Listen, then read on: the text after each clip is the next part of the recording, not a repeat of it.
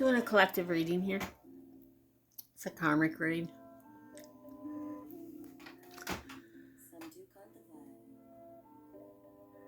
Please like, share, subscribe, and click the notifications.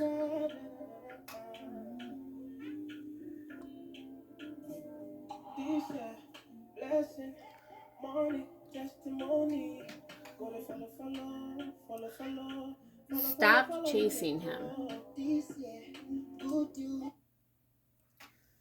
Yeah, even if you're like super elevated on your journey or whatever, you could try to help for a little while or whatever. But yeah, don't chase anybody. Sometimes just like try to help. If you notice like they haven't had their spiritual awakening yet, or they're in the third dimension, or they're on karmic stuff or whatever, like don't waste your time. Don't waste your time, and I don't recommend giving second chances to anybody. If you can already see that they're super immature, it's like not, I don't know. It's probably not even worth it to waste your time. Like, don't let people disappoint you twice if you can see that they're, you might think that somebody's mature, but when you know, and you don't want to go manifesting all everybody's karma, because if somebody, especially if somebody's sleeping around, or if they're in third party karmic relationships, or if they're like consider themselves single but they sleep with everybody and stuff like that, you don't want to go manifesting all that karma, because that's how you manifest karmas, through sex. Yeah. So you have to think, is it worth it manifesting somebody else's karma? Because you're not supposed to be going around with just anybody. Like it's sacred. It's for every person, the 7 years on the body, all the negative will go on to your chakras, the energetic centers in the body. So I don't know. I wouldn't chase. Me personally, I wouldn't chase. I wouldn't give second chances. It is what it is, and like, you do if you do what you're supposed to do.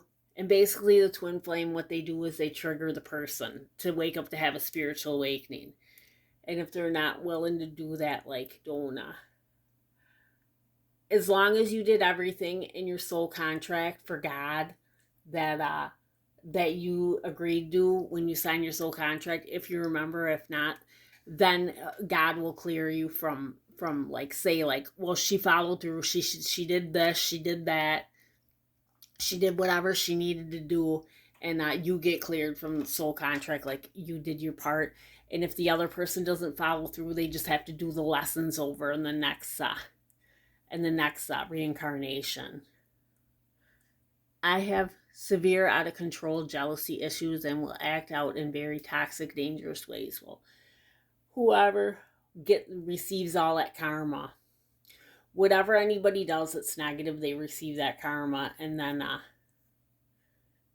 like, let's say they're saying this to the divine counterpart, like, I'll do this or that if you try to intervene or whatever. Then God has another karmic step in, and then they have situations with another karmic, and that's how that works. That's how you know if somebody's spiritually the spiritual aspect of it. Like, you can tell that the other person that might act innocent, all innocent, like the perfect partner, that's how you can find out if they're spiritually not as good as they say they are. I can't give him what he wants with you. Well, no, because you're a karmic, you're a fake partner. He never gives me a straight answer about you. I hate it. I know you're destined to be together. I do verbally abuse him because he doesn't fucking listen. Well, you're not the counterpart. You're not the match, so why would... You don't have the same energy, so you wouldn't... You're not the partner. Focus on yourself and not my relationship. Your time will come. These karmic relationships aren't even really relationships, because the box is single, married, and divorced.